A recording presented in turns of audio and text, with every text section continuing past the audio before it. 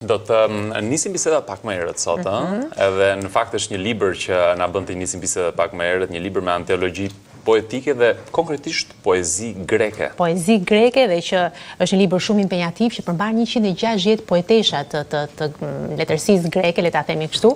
Dhe ajo që e ka marrë përsipër këtë sfidë kaq të madhe dhe që me siguri është dashur shumë punë, është përkthyesja e gjuhës greke, Maklena Nika që kemi sot në program. Dhe jemi në një mëngjes që i paraprin pastaj ditës së sotme kur do promovohet dhe kjo antologji. Por le ta nisim nga fillimi fare. Pra quhet Gjysma tjetër e qiellit, antologjia që përmbledh 160 poetesha greke. Si erdhi kjo dëshirë, kjo sfidë, për t'i sjellë ato të gjitha bashkë? Atëherë, sikurse dhe ju e dini se kam qenë disa herë në këtë studion tuaj, unë kam vite që merrem me përkthimin e letërsisë greke dhe her pas here kisha tentuar për të përkthyer poezi sporadikisht, vëllime të vogla me poezi apo dhe mendoj që ishte periudha më e duhur, më e përshtatshme për mua që të merja përsipër përkthimin e një antologjie prej 160 poeteshave greke, sikurse ju e thatë, dhe ishte vërtet një angazhim shumë impenjativ. I gjithë projekti ka lindur përpara 3 viteve, kur botimi në greqisht respektiv sapo ishte botuar në Greqi, dhe mundeshën këto 3 vite që unë të përktheja një antologji prej 600 faqesh. Çfarë është atëherë gjysma tjetër e qiellit, Maklena? Atëherë kjo antologji është një antologji që përfshin një letërsi femërore nga shekulli 19 deri në ditët e sotme, dhe titulli i antologjisë është marrë nga një poetesh lirike e lashtë, Telesila, e cila në një poezi të saj kushtuar adheut të saj, vendlindjes së saj, përmend vargun unë jam grua dhe unë meritoj gjysmën tjetër të qiellit. Dhe hartuesit e antologjisë, të cilët janë 2 filologë shumë të njohur në Greqi, e kanë huazuar këtë varg për të simbolizuar pikërisht, sipas mendimit tim, por jo vetëm, shpirtin femëror, i cili nuk është vetëm në kërkim të gjysmës tjetër të qiellit, do ta ketë sigurt gjysmën, por është në kërkim dhe të gjysmës tjetër. Pra, të gjithë botës fundit. Megjithatë, në parathënien që ti ke shkruar, më bëri përshtypje se ti thua që u identifikova me 160 poeteshat greke gjatë procesit, pra, edhe gjatë qasjes që ke patur me to. Po, ka qenë, është e vërtet kjo që unë kam thënë, sepse të përkthesh një poete duhet thuaj se që të bëhesh si poete, të bashkë identifikohesh, të mendosh dhe të ndjesh poezin, si që ka shkruar ajo, të pak të ndoshta ajo 100%, po ne përkthyesët përpiqemi që të futemi në brendësi të shpirtit poetik. Kështu që unë... Si futesh, çfarë metodash ka që ti të bëhesh njësh me poetin? Nuk ka një metodë të përcaktuar, është thjesht një lëshim i vetvetes për të bashkuar dhe përngjitur me poeten. Pra do të thotë që ti përpiqesh që të heqësh të gjitha mendimet apo influencat e tua dhe të mendosh vetëm sipas poezisë, sikurse e ke shkruar ti. Dhe mua më është dashur vërtet të bëhem 160 herë. Përse e more përsipër? Çfarë të intrigoi që the, unë do ta bëj këtë, se nga ajo që na thatë është një punë e madhe, prej kohësh. Po, unë sikurse e shpjegova, për mua ishte momenti i duhur për të marrë përsipër një antologji, sepse për mua është momenti kulminant i një përkthyesi në letrat shqipe, por gjithashtu sipas vëzhgimeve që unë kisha bërë dhe studimeve përkatëse, mungonte një antologji e tillë për lexuesin shqiptar. Pra një antologji që të përfshinte kaq shumë zëra femëror poetik. Dhe unë mendoj që nuk kishte mungesë vetëm nga letërsia greke, por në përgjithësi, nga ajo që unë kam vënë re, të gjitha letërsitë e tjera ndoshta kanë një mungesë të tillë. Dhe që kjo përzgjedhje e këtyre poeteshave, sepse ti ke përzgjedhur, nuk është se jam poetesha, po themi të kohës son, ti ke ngërmuar shumë larg, ke shkuar shumë larg në përzgjedhjen që ke bërë. Kjo është një përzgjedhje që e ke bërë ti apo si ndodhi? Këtë unë doja ta sqaroja, kjo është një përzgjedhje që është bërë nga 2 filologë grek. Pra, ne kemi marrë të drejtën për të përkthyer antologjin e bërë gati nga një shtëpi botuese nga më të njohurat në Greqi. Dhe angazhimi im ishte thjesht për të përkthyer, sepse është krejt proces tjetër, në qoftë se ti përzgjedh duhen marrë lejet e autoreve në këtë rast, një për një, kështu që angazhimi im ka qenë vetëm në përkthim. Po çdo të thotë për një lexues shqiptar tani që ka nduar një antologji të poezisë greke. Atëherë, unë mendoj që kjo antologji do t'jetë shumë e vlefshme për çdo lexues, sepse jep një panoram të qartë të letërsisë femërore që nga shekulli 19 deri në ditët e sotme. Mendoj që lexuesi shqiptar është i njohur me letërsinë e lashtë, me safon erotike, lirike, por vërtet ka pasur një mungesë shumë të madhe.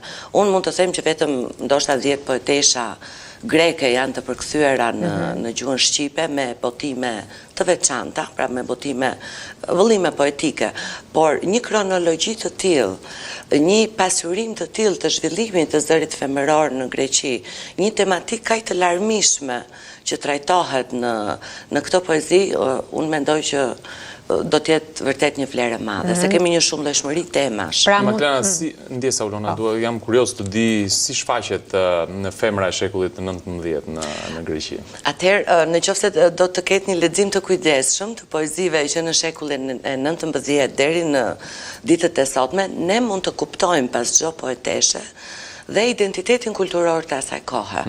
Pra, ka një ndryshim shumë të madh.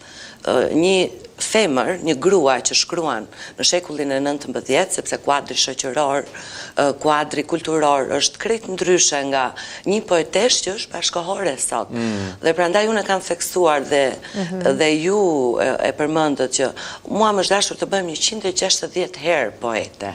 Pra nuk më kam mjaftuar të qenurit vet poete, sepse çdo poetesh kishte stilin e saj të veçantë, kishte forcën e saj poetike, nervin e saj, gjuhën e saj poetike. Kështu që edhe kjo pas e bën sfidë më vete. Por sa një lexuesi shqiptar, le të themi kështu, letërsinë femërore greke, sa i informuar ka qenë, sa kemi lexuar ne prej tyre?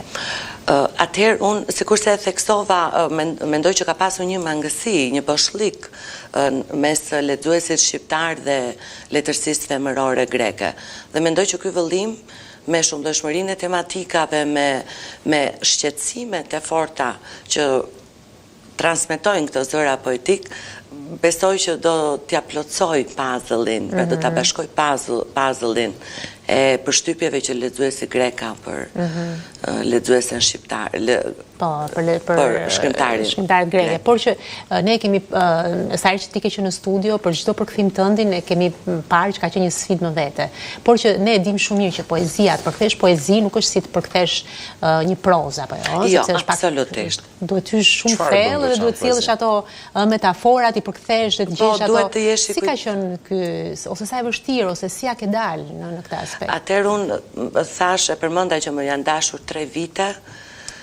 Poezia vërtet është e vështirë sepse duhet të jesh e kujdesshme për çdo fjalë që vë, proza është në vazhdimsi, rreshtat janë në vazhdimsi të njëri tjetrit, ndërsa në poezi një fjalë bën diferencën, një fjalë ka forcën poetike. Ka pasur disa poezi që kanë ecur, por ka pasur disa poezi që vështirësia ka qenë vërtet e madhe. Sepse dhe terminologjia e përdorur, duhet kemi parasysh që kultura greke ndryshon disi nga kultura shqiptare.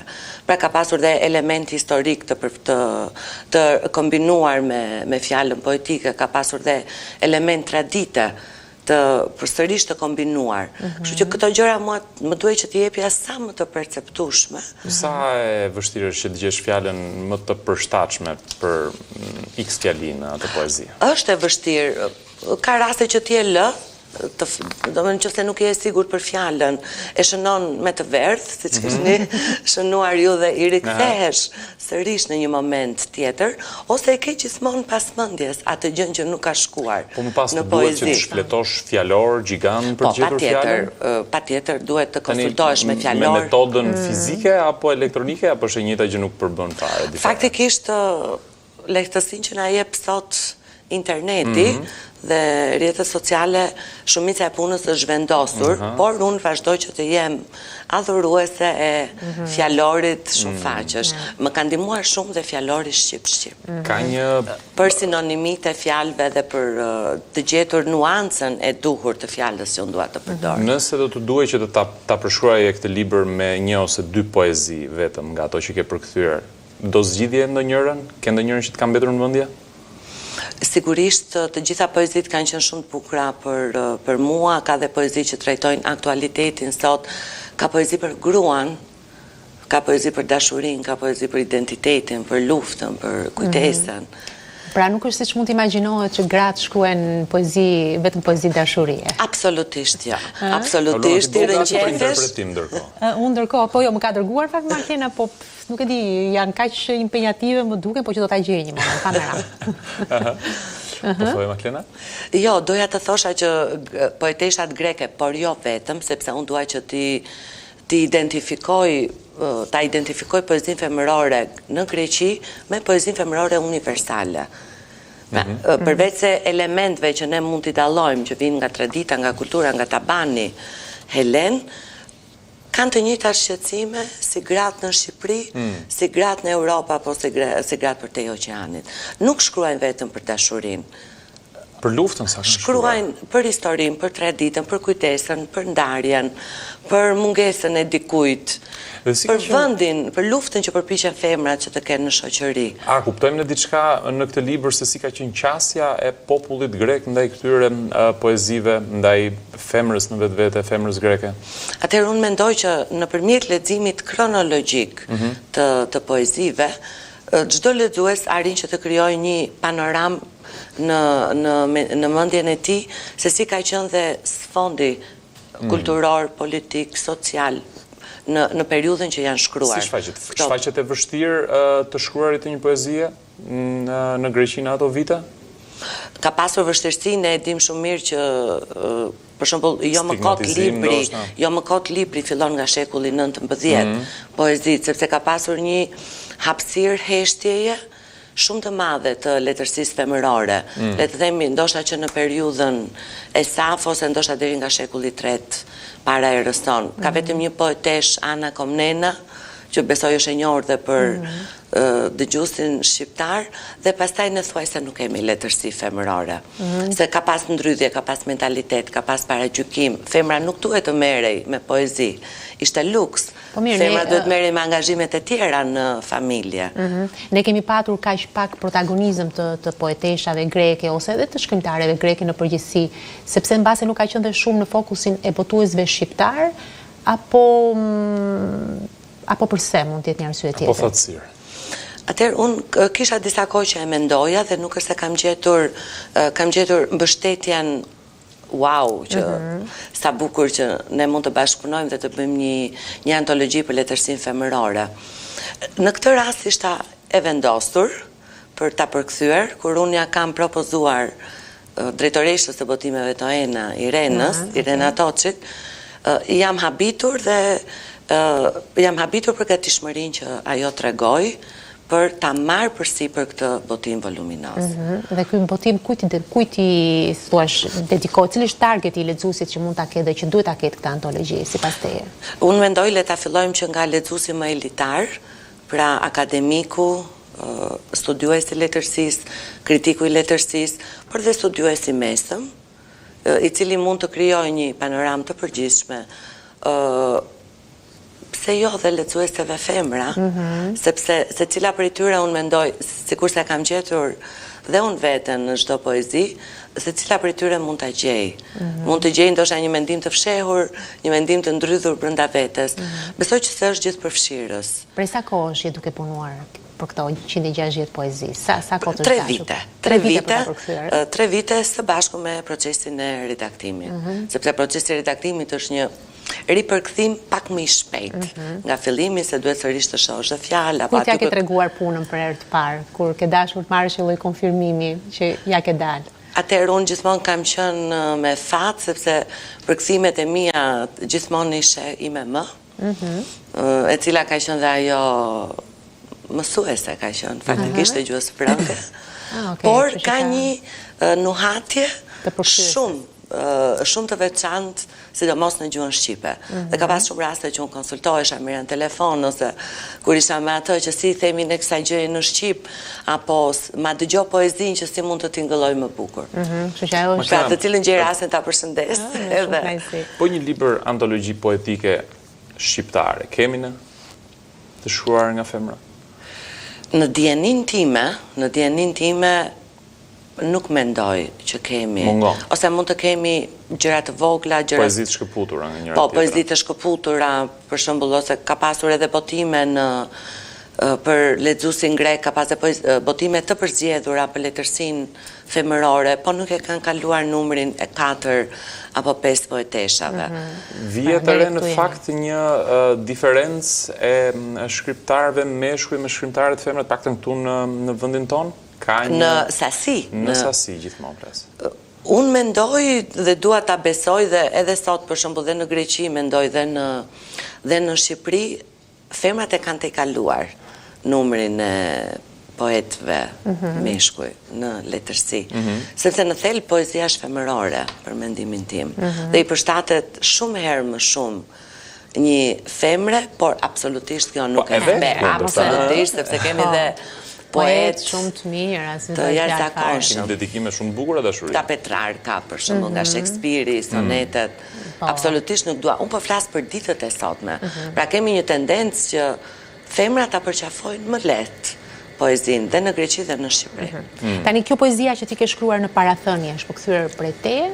Po, unë e kam përkthyer këtë poezi sepse ka të bëj pikërisht lidhet me titullin e antologjisë, nga është huazuar ky titull. Unë do ta lexoj sepse ti bën një interpretim. Jo, mos më vini këtë përgjegjësi kaq të madhe, po gjithsesi për të kuptuar që pse ti ke zgjedhur pikërisht këtë titullin në Gjysma tjetër e qiellit. Atëherë, Nëna e Perëndive, po i drejtohet poezia nënës së Olimpik, nënës së Perëndive.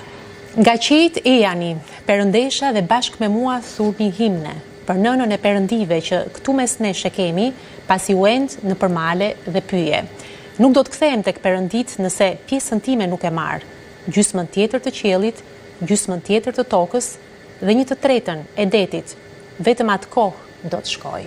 Ai që përshkruan gati të gjithë librin, ëh? Po, gati të gjithë librin, se çdo të thotë të jesh poetesh, thotë të jesh grua, dhe aq më tepër grua poete. Dhe në fund tani çfarë ke në duart e tua? Se ti gjithmonë kalon një sfidë, pastaj merresh me diçka tjetër, thua po ri për momentin, dhe ja ku jemi tani me këtë punë gati 600 faqe. Kështu që diçka tjetër është duke të ngacmuar, me siguri. Po, patjetër. Sigurisht që projekti është pas një projekti tjetër dhe duhet të jenë vazhdimsi të njëri tjetrit për të pasur her pas here produkte të tilla përkthimi. Unë vërtet jam shumë e lumtur sepse këtë antologji ne do ta promovojmë ditën e sotme. Në pasdite do të jetë një aktivitet i mirë menduar dhe i mirë organizuar nga ambasada greke, sepse kemi menduar që me prezantimin e antologjisë ne të bëjmë një takim të poeteshave greke që kanë ardhur nga Greqia dhe të poeteshave tona. Pra do jetë një bashkëbisedim i zërave poetik femëror grek dhe shqiptar. Jam vërtet e nderuar që do të jem në panel dhe do të moderoj emra të mëdhenj si Natasha Lako në aktivitetin që kemi sot, apo Mimoza Ahmeti, ndërkohë dhe poetet që janë ftuar dhe kanë ardhur nga Greqia, që janë pjesë e antologjisë, janë emra shumë të mëdhenj. Ajo që mua më ka bërë përshtypje dhe do doja ta theksoja shumë shkurt, është që në antologji janë përfshirë dhe poetesha greko-shqiptare. Greko-shqiptare? Po, të cilat kanë emigruar prej vitesh në Greqi dhe thuajse në moshën tonë, në ditët e sotme janë shfaqur në letrat greke duke shkruar poezi direkt në greqisht. Dhe vërtet u befasova. Duke shumë vështirë që t'i gjesh edhe t'i identifikosh. Faktikisht për njërën prej tyre, cila është në Tiranë sot, ka ardhur, Elena Dukshi, isha në dieni që është gjysmë shqiptare dhe gjysmë greke. Ndërsa emrat e tjerë kam zbuluar nga mbiemrat. Pra kur është bërë përkthimi, për shembull është një Esmeralda Gjeka, që është një poete jashtëzakonisht e njohur dhe shumë e veçantë në Greqi, unë erdha në kontakt me atë vetëm nga mbiemri. Kështu që është edhe kjo veçantia e kësaj antologjie që besoj do të sjellë më afër të dy popujt, të dy shpirtrat.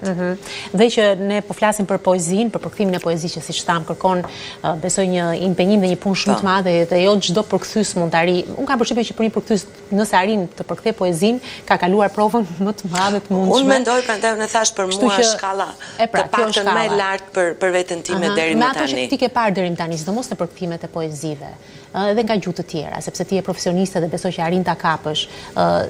Në çfarë niveli jemi aktualisht të përkthimit të poezisë?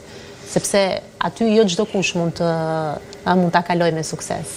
Absolutisht, unë mendoj që të paktën në letrat shqipe, ata që kanë marrë përsipër të përkthejnë poezi, thuajse janë poet vetë. Dhe mendoj që gjitha këto përkthime janë në nivel të arir, diku patjetër nuk ka asnjë gjë absolute për mendimin tim, por përkthyesët që kanë marrë përsipër poezit janë menduar mirë. Kjo është e vërtetë. Do me thënë, e kanë përpunuar mirë, e kanë marrë vendimin të mirë menduar përpara se të shfaqen për lexuesin. Poezit shqiptare, apo përkthehen në gjuhë të huaja? Po, kemi një tendencë dhe faleminderit për pyetjen sepse dua ta lidh me rastin e Natasha Lakos dhe Lulieta Leshanakut së fundmi. Pra janë dy poetesha simbol për letërsinë shqiptare. Të dyja janë përkthyer vitin e kaluar. Natasha Lako me një përmbledhje poetike të përzgjedhur nga përkthyesi Petro Çerkesi dhe Lulieta Leshanaku sërish me një përmbledhje të poezive të saj. Dhe të dy këto librat janë për lexuesin grek, kanë pasur një pritje shumë të mirë, një recepcion shumë të mirë, janë organizuar aktivitete, takime me lexuesin grek dhe të dyja këto botime janë mundësuar pikërisht nga një institucion shumë i rëndësishëm i kulturës në vendin tonë që është Qendra Kombëtare e Librit dhe Leximit. Po, dhe që promovojnë gjithmonë librat. Promovojnë dhe financohen. Po letërsia greke në përgjithësi, Maklina, sa e pranishme është në libraritë tona? Emrat të mëdhenj, për shembull emrat klasik, Nikos Kazantzakis, Janis Ricos, Kapafis, apo Seferis, apo dhe ndonjë shkrimtare që është bestseller sot, janë të pranishme. Thuajse në të gjitha librarit, në gjitha platformat online. Dërsa fizikisht, mendoj që dhe mund të ketë mungesa të botimeve të veçanta. Por unë gjithmonë kam vërrej një dashamirësi nga lexuesi shqiptar, gjithmonë ka interes nga lexuesi, nga kritika, në momentin që botohet një vepër e letërsisë greke. Kemi përkthyes të mirë nga greqishtja? Sigurisht që kemi. Shkolla vazhdon të prodhoj përkthyes nga greqishtja, nga gjuha greke flas. Sigurisht ata janë në fazat e para dhe do të duhet atyre eksperienca e dur. Po që gjithsesi janë vitet. Sigurisht që Brezi zvendçon Brezin. Ne kemi mësuar nga përkthyesit e vjetër. Tani jemi gjetur një shkallë më lartë, kemi nga pas dhe përkthyesit e rinj. Kështu që është një zinxhir që krijohet në të gjithë këtë marrëdhënie. Poezia është si vera që sa më shumë kalojnë vitet, aq më e bukur dhe më e ndjeshme bëhet? Unë do thosha ndoshta poetesha. Poetesha që shkruan këtë poezi, pra nga që unë jam vetë poete dhe krahasoj poezitë e mia kur i kam shkruar në moshën 20 vjeçare dhe në moshën aktuale pas 2 dekadave e ca. Dhe sigurisht që ka një forcë dhe ka një perceptim krejt ndryshe të unit lirike dhe të shpirtit poetik. Kështu që unë mendoj që poeteshat janë si vera. Sa më shumë eksperiencë, Kur e ke sa më shkruar shumë. poezinë e parë? Mendoj që kam qenë 15 vjeça. E mban më? Po, Me siguri për dashurin. për dashurin, ka qenë nga pas titullin si kokrizë rëre. Po. Do me thënë që unë ndjesha si një kokrizë rëre në një bregdet të pafund me rërë. Por, ajo që më ka ngelur në mendje nga bisedat që unë kam me miqtë e mi shkrimtar, më ka thënë një shkrimtar në Austri që në qoftë se do të kuptosh vërtet shpirtin e një poeti, nuk ka rëndësi grua apo mashkull, duhet të lexosh poezitë e para, sepse aty është vërtet i sinqert, aty është vërtet pa filtra dhe i pastër. Mund të jetë kushdo poet, Maklena? Unë kam përshtypjen të tërë në një moment. Unë nuk kam paragjykime, absolutisht. Absolutisht, të gjithë mund të shkruajmë poezi, të gjithë mund të prodhojmë ose mund të nxjerrim nga... Kam një besim të Aulona shumë që mund të ishte një poete në një. E kam kaluar fazat e poezisë. Poet, absolutisht jemi si Vera, Aula. Jo, duhet kisha qenë në moshën e adoleshencës, atje kur siç tha Maklena që... Jo, unë njoh shumë, për shembull edhe nga poeteshat që janë shfaqur në letrat greke pas të 50-ave. Kështu që mendoj që asnjëherë s'është zhvonë. Dakor, mirë. Atëherë sot që në Çorë do të jemi në... Atëherë aktiviteti sot do të jetë tek Placa, te Hotel Placa Maritim. Do jetë një aktivitet rreth 2 orë me 2 panele shumë të rëndësishme. Ku do diskutojnë emra të rëndësishëm si Julieta Liçkaj, Alta Bardhyli, Natasha Lako në orën 5 mbasdite. Në orën 5 në orën 17. Super. Shumë suksese, faleminderit. Unë ju falenderoj gjithmonë për hapësirën që më jepni dhe për vëmendjen që kushtonin ndaj librit. Dhe sidomos për interpretimet e Aulonës. Unë mezi pres të vi gjithmonë. Dakor, mirë. Faleminderit dashur, ditë të mbarë.